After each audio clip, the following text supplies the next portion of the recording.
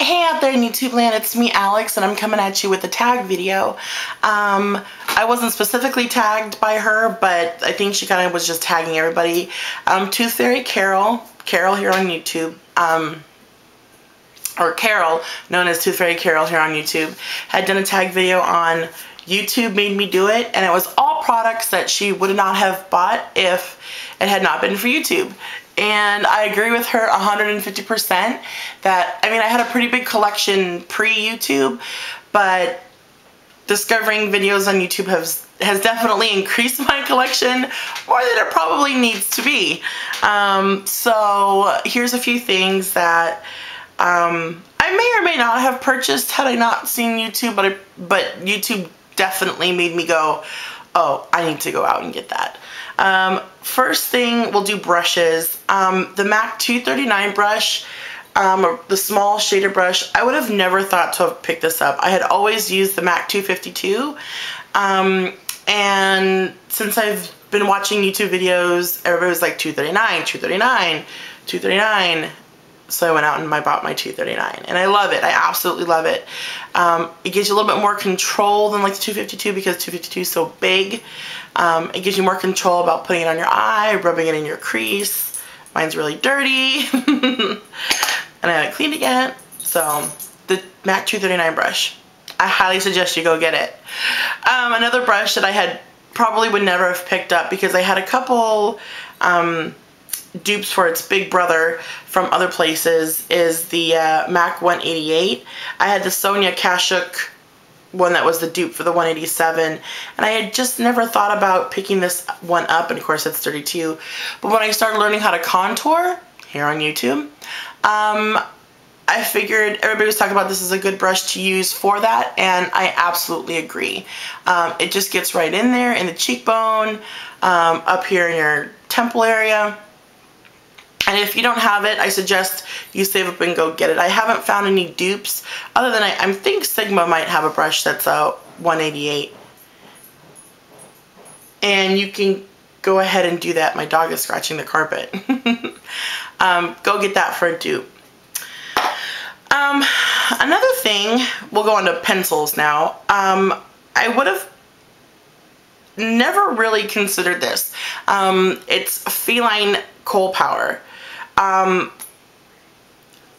You know, to me, before, a black pencil was a black pencil was a black pencil. I mean, I had Smolder from MAC, and then, if not be for YouTube, I would have never even checked out Feline. It had come out in numerous collections, and I just kind of was like, ah, it's a black pencil, it's a black pencil. It's the most amazing black pencil you will ever own.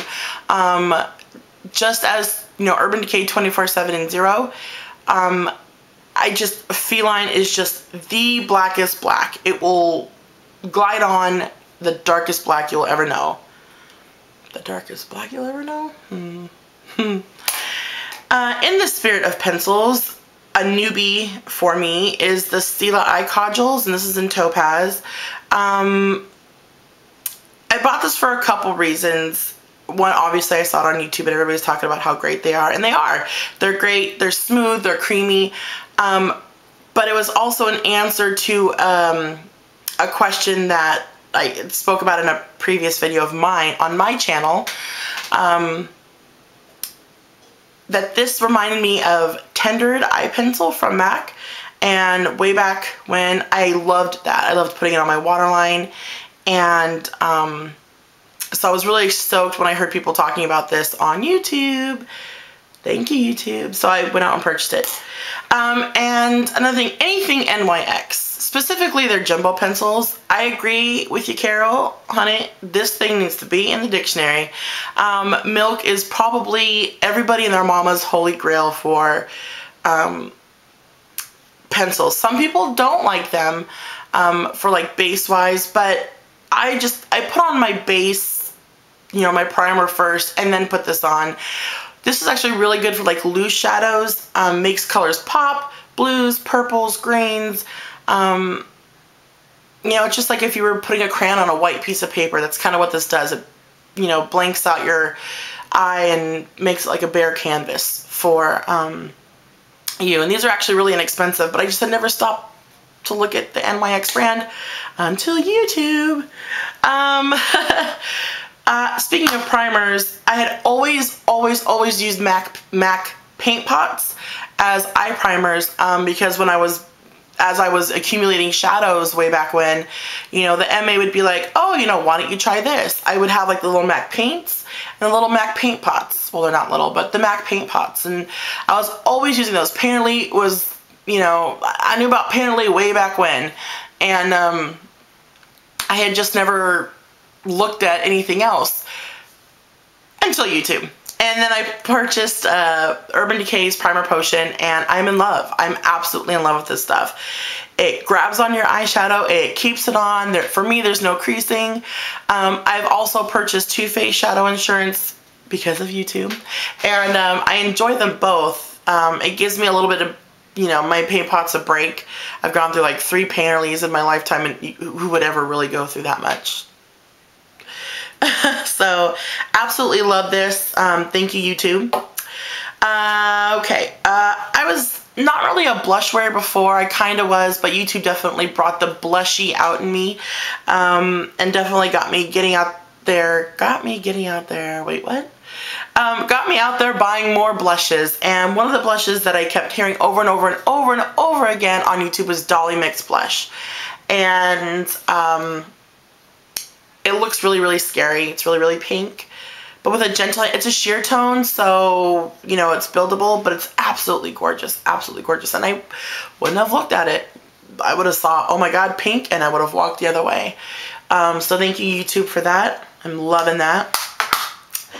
I am a nail polish junkie. I love nail polish. I have probably way too much nail polish before I'll ever go through it all. And if I have lipstick on my teeth, sorry. China Glaze nail polish.